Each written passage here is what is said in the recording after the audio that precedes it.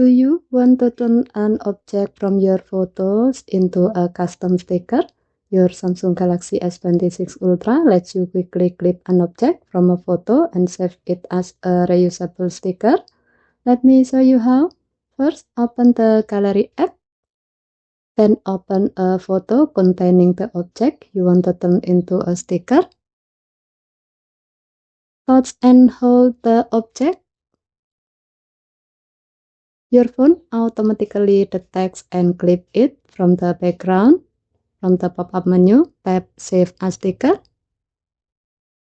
Next, choose a sticker style. You can choose from outline, cutout, vintage, or cartoon.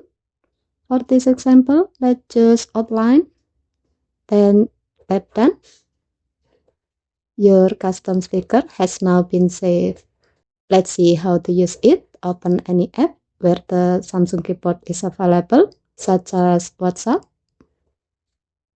Open the keyboard, then tap the emoji icon. Open the sticker section.